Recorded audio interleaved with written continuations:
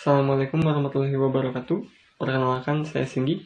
Pada kesempatan ini, saya akan menjelaskan secara singkat mengenai apa itu proyek, perbedaannya dengan program dan aktivitas rutin, juga mengenai konsep scope triangle. Misalkan, sebuah developer perumahan membuat program rumah murah, di mana rumah tersebut akan dibangun di 3 area, di antaranya area A, B, dan C. Masing-masing area tersebut diberikan budget sebesar 500 juta rupiah dan harus selesai kurang dari 1 tahun.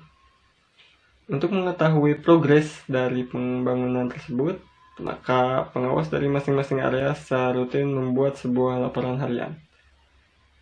Dari ilustrasi ini, kita dapat mengidentifikasi yang mana proyek, program, dan aktivitas rutin. Pembangunan di area A, B, dan C merupakan sebuah proyek. Proyek merupakan serangkaian aktivitas yang mempunyai satu tujuan, sementara atau jangka pendek, unik, dan memiliki batasan seperti waktu dan biaya. Pembangunan di area A memiliki satu tujuan, yaitu membangun rumah. Begitu pula dengan B dan C. Jangka pendek berarti diketahui kapan proyek ini akan selesai, yaitu proyek ini akan selesai ketika rumah sudah dibangun. Unik berarti meskipun area A, B, dan C sama-sama membangun sebuah rumah, tetapi kondisinya tidak akan sama. Misalkan, di area A turun hujan, tetapi area B dan C tidak. Maka, waktu selesainya proyek akan berbeda.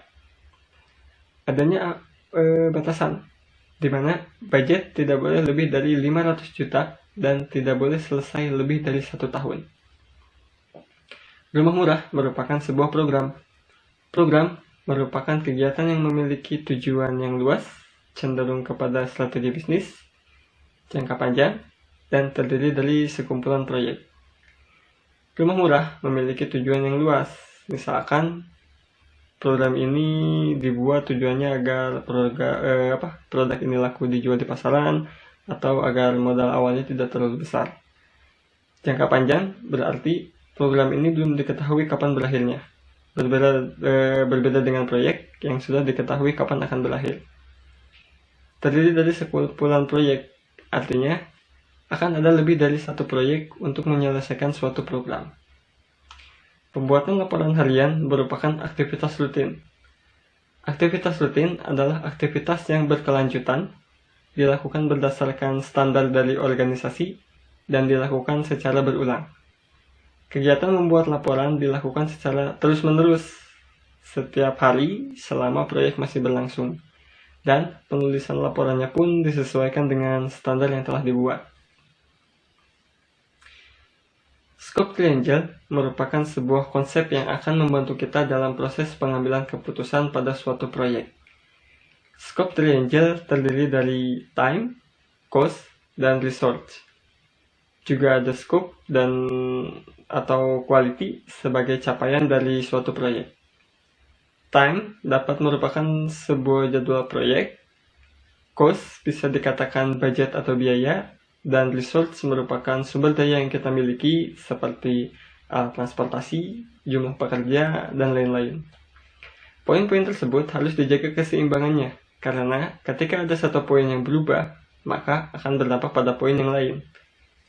Contohnya, kita ambil proyek pembangunan rumah di area A tadi, yang program rumah murah.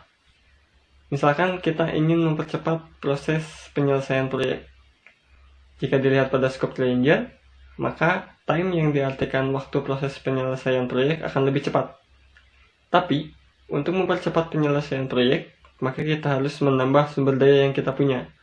Misalkan, yang awal pekerja berjumlah 10 orang, ditambah 5 orang dan menjadi 15 orang. Dengan demikian, sumber daya yang kita miliki akan bertambah. Namun, secara otomatis, biaya yang dikeluarkan pun akan meningkat, karena kita harus membayar tambahan 5 pekerja tadi. Lalu, apa pengaruhnya terhadap kualitas? Kualitas bisa menjadi naik atau menurun tergantung dari prosesnya. Bisa jadi, karena pekerjanya banyak, maka proses pembangunan akan lebih terperinci dan detail, sehingga kualitas akan lebih terjaga. Atau bisa jadi karena kita terpaku pada mempercepat penyelesaian pembangunan, maka detail-detail kecil berpotensi bisa terabaikan.